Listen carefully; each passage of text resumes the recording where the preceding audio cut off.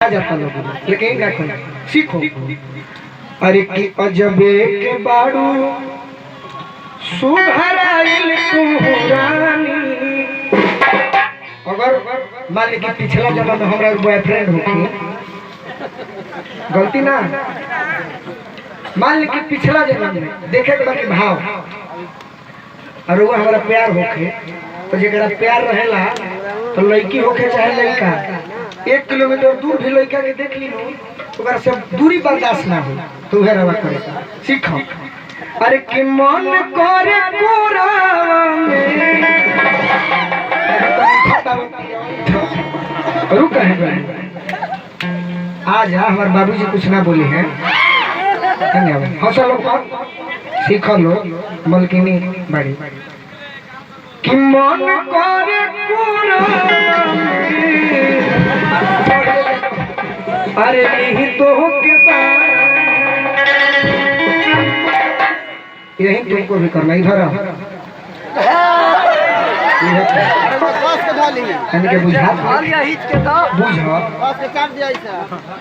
अरे अजबे के बाड़ू अभी हिंदी हाँ एगो दहिया पर हमारा एगो एकरा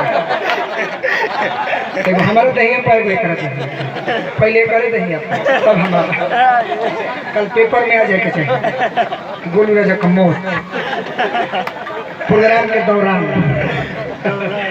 बहुत एक बार होके के चाहिए हमारा तरफ से एक बार होके के चाहिए। अरे की अजबे के बाड़ू सुघराई मन करता। अरे कि मन करे कि मन करे फोटो ले ली हम तो के पानी। अरे अजब के बाड़ू सुघराई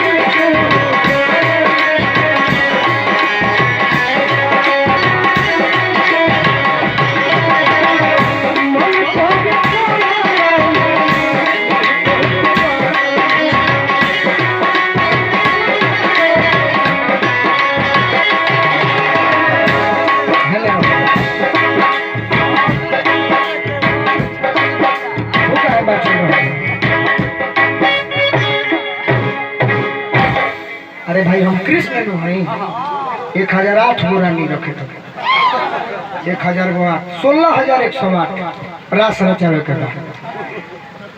अरे की अजबे के बाड़ू सुघराई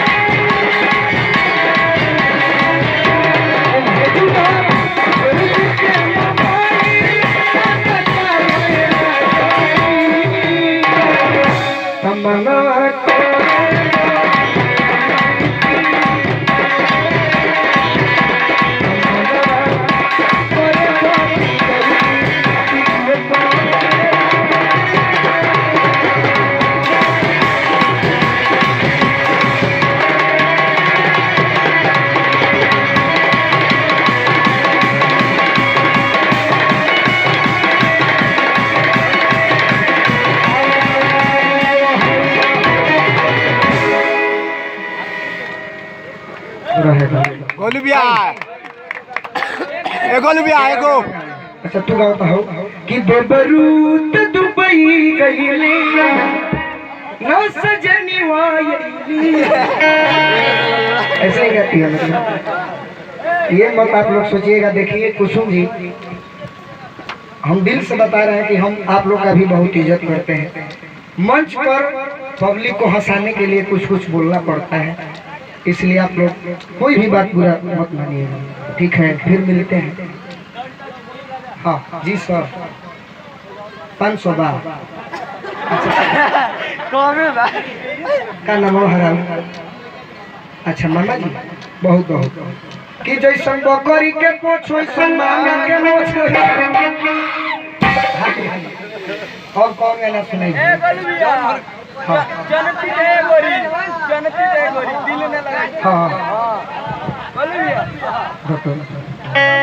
ना फरमाइश बाकी कौन कौन याद पर पहले पूरा रहल जहिया नहीं सैड सॉन्ग तो हम गइबे ना करे, लेकिन एगो गाना हम बोले कि भइल पगला के धागा बाहमार हो आरे जनती तए गोरी आरे दिल ना लगती करती तोहरा से प्यार हो। और गाना बहुत पहले बोले अरे कि नई हर में यार संग माजा ले लू भर पुरावा का देबू करा जो कुसुमो जी खुश हुए कि जब तने तेरी आई तो हमारी के टाइम ऑन कटी ना कुसुम जी भाग करो कि मने बा कि आज टाइम हम काट ले रहे। तो देखिए हमारे पर ध्यान दियो के कौन जितना पर लिखाई हो में आधा कम से कम हमारा देखी के उनके बोल दी तो ले आ जाएगा। तो मान ली कि उतर तो न रहुए बोला हम ही बोलो बहुत खुश बन भाई हमारा बुझात नहीं के कौन का कबार का प्रयास पर प्रयास हुआ ये दिल से कौन रोब आरो आई बना हम जाएंगे घर।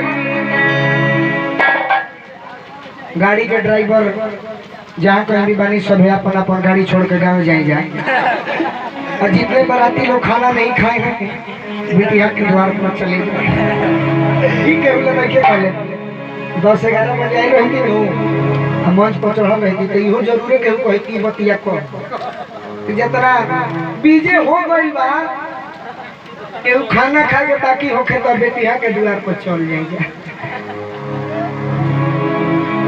अरे की अपने कहब की वादा अरे चली तू भूलई है डार्लिंग कि न त नहीं हरवा वाला ससुरो रे